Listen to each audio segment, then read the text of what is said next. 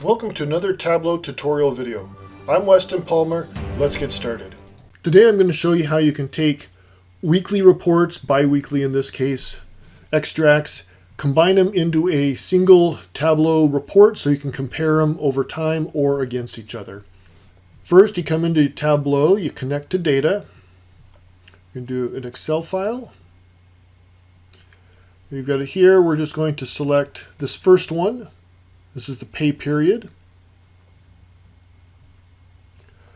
And you've got your information. Now, if you were to add another connection to one of those other reports, when you bring it over, it would be a join. So to get away from that or to create a union, left click, we're going to convert this to union. It's going to pull up some menu. We actually want this wildcard automatic. Gives you a couple options. It says we're going to search in this particular location. This is where the file was located. And we're going to look for we're going to pull in all the sheets that we find. And we're only going to look in this particular workbook. So we're actually going to delete that.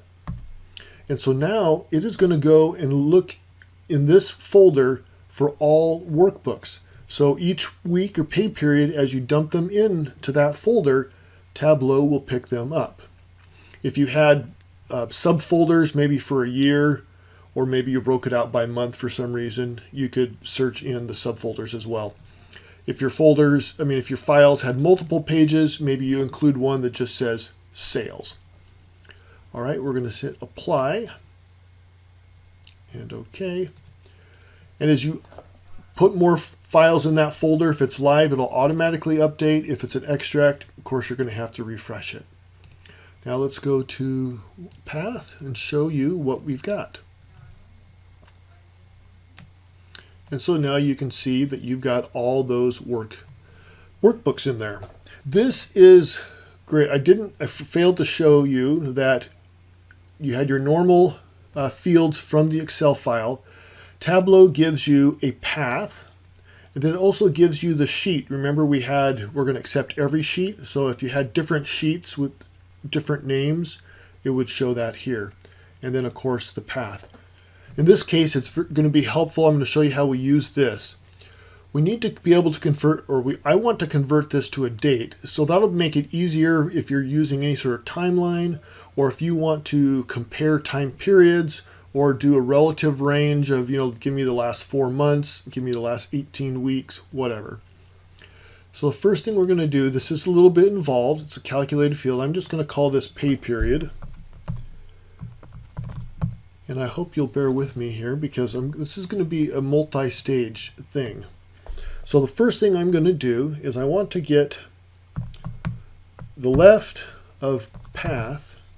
Actually, I want the right. I'll show you here of path. Oops. And I want it to be,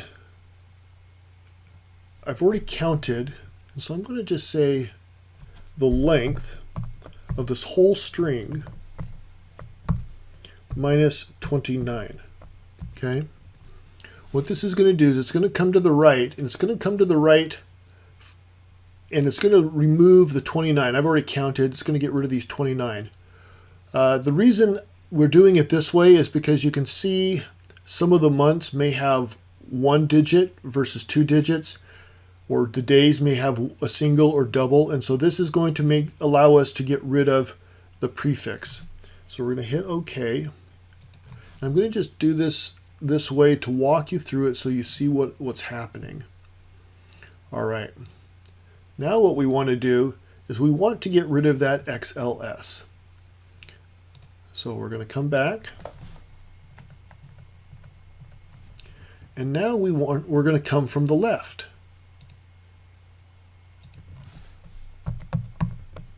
We're going to come from the left. We want to search this path now. And how many characters do we want? Well, we want those characters. We want that phrase. Length, we're going to take that phrase, going to find out how long that is, And then we want to get rid of these 5 characters here at the end. So this is the string. We're looking at the string here, which we've already calculated. We've already verified that. And then we're going to say how many of those characters we want. We only want to come up to that period.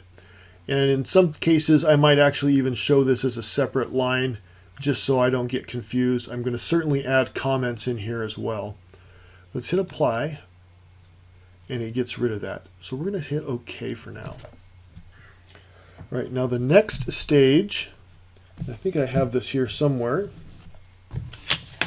We're going to convert this. We only want to take the first portion, and we're going to convert that to a date.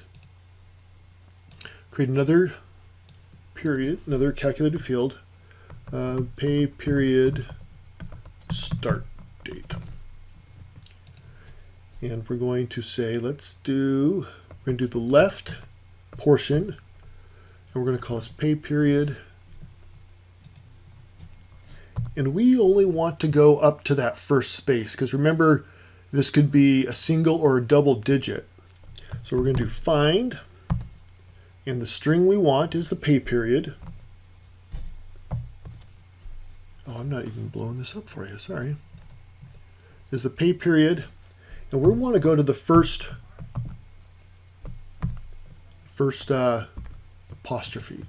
space. All right, okay, so you can see this is a date. We're going to bring this over so we can verify that it's working. Yep, it's working. And now we're going to actually, you could do this in a separate calculated field if you wanted. I'm going to do it in the same one just to kind of clean things up.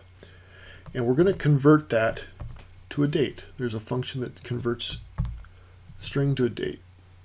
And we'll hit OK. And now it's in a date format. You see that? It's over here as a date as well. And now we can bring the date under columns and total hours. And it gets treated just like any other date function. And as new items get added, this formula will break it out.